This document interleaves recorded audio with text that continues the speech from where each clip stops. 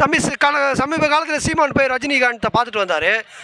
அதுக்கப்புறம் எல்லாருமே வந்து சீமானை வந்து சங்கி அப்படின்னு சொல்லிட்டு இருக்காங்க, ட்விட்டர்லலாம் பரப்பிட்டு இருக்காங்க. இதை பற்றி உங்கள் கருத்து என்னப்பா? உண்மையாக அவன் வேஷம் போடுறானோ, உண்மையாக அவன் சங்கியாக இருக்கணும். அவன் மட்டும்தான் மறைமுகமாக சமூகத்துக்காக பேசுகிறவங்களாம் சங்கின்னு சொல்லுவான்.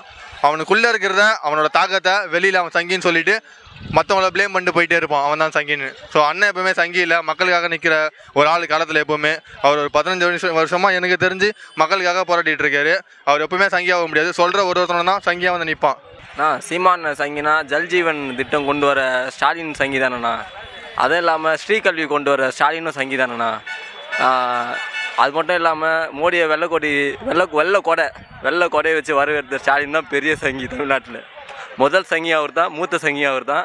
இதுக்கு முன்னாடி அவங்க அப்பாவும் சங்கியாக தான் இருந்தார், ஒரு சமூக அமைப்புன்னு சொல்லியிருந்தார். இப்போது என்னென்னா அவங்க பேரன்னு சொல்லுவார் கூடிய சீக்கிரம். இல்லை, அதுக்கு வந்து விளக்கம் அண்ணன் சீமான் அண்ணன் மேடையிலே சரியான ஒரு விளக்கம் கொடுத்துட்டாரு. இத்தனை ஆண்டு காலமாக உண்மையான சங்கி யாராக இருந்தாங்களோ அவர்கள் வந்து இன்று எங்களை சங்கின்னு சொல்கிறாங்க. அது ஏற்புடையதல்ல. அதாவது வடிவேல் போக்கரி படத்தில் சொன்னது போல, அது கண்ணாடி அது கண்ணாடியை பார்த்து நீயே சொல்லிக்காதன்ற மாதிரி தான் அவங்களுடைய பேச்சு இருக்குது. அதுக்கு நம்ம பெருமளவில் நம்ம ஒன்றும் பொருட்படுத்த தேவையில்லை, கடந்து போய்க்கலாமுங்க. திமுகவை சன் பிக்சர்ஸும் திமுகவோட ஒவ்வொரு பேட்டிகள்லையும் சன் நியூஸோட ஒவ்வொரு நிகழ்ச்சிகள்லையும் கூட்டு வந்து ரஜினி அவர்களை உட்கார வைக்கும்போது திமுகவுக்கு அப்போ சங்கின்னு தெரியலையா? இல்லை, அவர்களை வச்சு கோடியாக பணம் எடுக்கிறாங்களே சன் பிக்சர்ஸு. கலாநிதி மாறன் யார்? திமுகவோட உற்றார் உறவினர் தானே. அப்போல்லாம் திமுக சங்கியாக தெரியல. சந்திச்சதுனாலே ஒருத்தர் சங்கி ஆகிடுவாரா? அப்போ 1 நம்பர் சங்கியே திமுக தான்.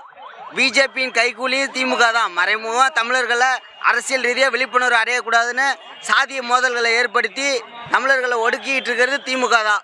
திராவிட கட்சிகள் தான், கூட்டணி கட்சிகளும் தான்.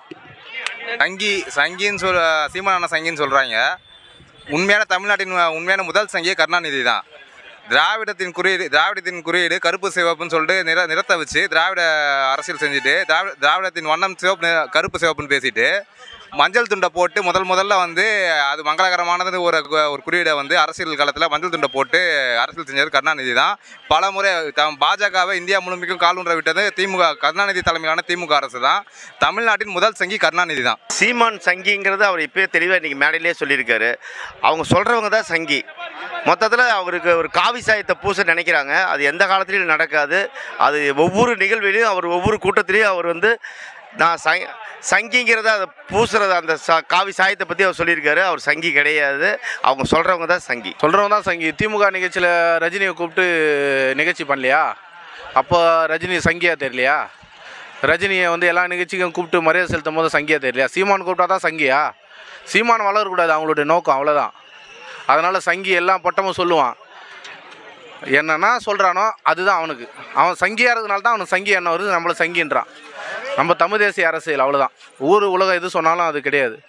நாங்கள் வந்து தமிழர்கள், அவ்வளோதான், சங்கிகள் கிடையாது. அதாவது திமுகவுக்கு ஆதரவு நிலைப்பாடு வச்சுக்கிற வலைவழித்தளம், சமூக ஊடகம், செய்தி தொலைக்காட்சி சேனல்களில் மட்டும்தான் அண்ணனை பற்றி சங்கின்னு சொல்கிறது. ஆனால் இவங்க மோடி வந்தால் வெள்ளைக்கூட பிடிக்கிறது, அதுக்கப்புறம் உதயநிதி போயிட்டு சந்திக்கிறது, ஸ்டாலின் சந்திக்கிறது, இதெல்லாம் பண்ணிட்டு வந்து நாங்கள் வந்து திமுக வந்து எப்போதுமே பாரதிய ஜனதாவுக்கு எதிரானவங்கள்னு ஒரு மாய பிம்பத்தை ஏற்படுத்துது. இந்த கட்டமைப்பு இது எல்லாமே இன்னும் கொஞ்சம் நாங்களும் தான். இந்த சமூக ஊடகத்தில் வச்சுக்கிட்டோம், அதிகாரம் பணம் இருக்கிறத வச்சுக்கிட்டு இவ்வளோ நாளாக நீங்கள் பண்ண ஆட்டம் எல்லாம் வருகின்ற 26 அது முடிவுக்கு வரும். உண்மையான சங்கி, இந்த மக்களுக்கு உண்மையான சங்கி யார், அது திமுகவா இல்லை நாங்களான்றது கட்டாயம் தெரியப்படுங்க. அதுதான் என்னோட சீமான சங்கின்னு சொல்கிறவங்க இப்போ அவரை போய் சந்தித்து வந்ததுக்கப்புறம் தான் சொல்கிறாங்க. இதுக்கு முதல்ல வந்து ரஜினியை வந்து சந்தித்தவங்களை வந்து யாருமே அந்த மாதிரி சொல்லலை. இப்போ சீமானுடைய வளர்ச்சியை கண்டு தான் வந்து இந்த மாதிரி சங்கின்னு சொல்கிறாங்க. இதை வந்து இந்த வார்த்தையை வச்சு அவரை வந்து பலவீனப்படுத்தணும்னு நினைக்கிறவங்க அது ஒருபோதும் நடக்காது. இவர் வந்து அது அவங்க இந்த சங்கின்ற வார்த்தை அவரை வளர்த்துட்டே விடுமே தவிர பலவீனப்படுத்தாது. ரஜினியை பார்த்ததுனால சீமான் சங்கினா ரஜினி எல்லாரும் தான் சந்திச்சுட்டு இருக்காங்க. பார்க்குறவங்களாம் சங்கிக்கு என்ன அர்த்தம்? இவர் சீமானும் அவரும் சீமான் வந்து ரஜினியோட அரசியல் பயணத்தை மட்டும்தான் அவர் எதிர்க்கிற ஒழிய ரஜினியோட வந்து அவருடைய திரைப்படங்களை பற்றியோ அவருக்கு பரம ரசிகராக தான் இருந்துகிட்டு இருக்கிறோம். அவரை ரசிக்க தான் செய்கிறோம், மதிக்கத்தான் செய்கிறோம். ரஜினிகாந்த் நாங்கள் வந்து இந்த மண்ணுக்கு, அதாவது மராட்டியத்தில் ரஜினிகாந்த் கட்சி ஆரம்பித்ததான் எங்கள் அண்ணனே ரஜினிக்கு அங்கே போய் வந்து பரப்புரை செஞ்சிருப்பார் மராட்டத்தில் கட்சி அமைச்சாங்க. இந்த மண்ணில் நாங்கள் இருக்கோம், எங்கள் அரசியல் நாங்கள் பார்த்துக்கிட்டு தான் எதிர்க்கிற மொழி. மற்றபடி ரஜினி நாங்கள் நேசிக்க தான் செய்கிறோம். இந்த மண்ணில் அவருடைய பயணத்தை நாங்கள் நேசிக்கிறோம். அரசியல் அவர் வருவதை மட்டும்தான் நாங்கள் தமிழ் கட்சியும் சீமானதை எதிர்க்கிறாங்க. அதனால் சங்கின்னு சொல்ல வேண்டிய அவசியம் இதில் இல்லை. அதாவது தமிழ் திரைப்பட உலகத்தில் ஒரு சிறந்த நடிகர் ஐயா ரஜினிகாந்த். அவர் ஒரு சந்திக்கிறதுனால எங்கள் அண்ணன் சங்கி ஆகிட மாட்டார். அப்படின்னு பார்த்தா திமுக வந்து எல்லா முக்கிய நிகழ்ச்சிலையும் ஐயா ரஜினிகாந்தை வர வச்சு உட்காந்து பேசுகிறாங்க. அப்போ பார்த்தா அவங்க தான் பெரிய சங்கி. நம்ம அண்ணனை வந்து சங்கின்னு சொல்கிறது அவங்களுக்கு வேறு தெரியாது. என்னென்னா இப்போ அண்ணா வந்து இப்போ ரஜினிகாந்த் அவர்கள் சந்தித்து வந்ததுக்கப்புறம் ஒரு பேசும் பொருளாக இருக்கார். மக்கள் மீடியாலாம் பேசுகிறதுனால அவர் சங்கின்னு சொல்லி மடைமாட்டுறாங்க, அவ்வளோதான். சங்கின்னு யார் சொல்கிறாங்களோ அவர்கள் தான் சங்கியாக இருப்பாங்க. முதல் விஷயம் என்னன்னா,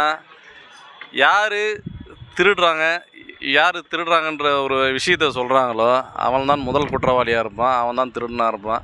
இப்போ சங்கின்னு சொல்கிறாங்க. எத்தனை முறை வந்து ரஜினியை அண்ணன் சந்திச்சிருக்காங்க? இது வரையும் கிடையாது. ஒரே ஒரு நாள் இருக்காங்க. 2 மணி நேரம் ஒரு 15 நிமிஷம் சந்திச்சிருக்காங்க. வாழ்நாள் முழுவதுமே திராவிட கூட்டங்கள் ரஜினி எனும் உச்ச நட்சத்திரத்தை வச்சு சுற்றிட்டு இருக்காங்களே. அப்போ திராவிட முன்னேற்ற கழகத்தையும் திராவிட வட்டாரத்தையும் நம்ம என்ன சொல்லலாம்? நீங்கள் சொல்லுங்கள், என்ன சொல்லலாம்?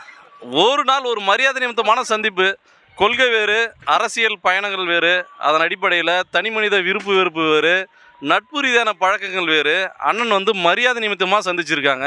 அதன் அடிப்படையில் சந்திக்கும் போது அவரை சங்கின்னு சொல்கிறது முற்றிலும் தவறானது.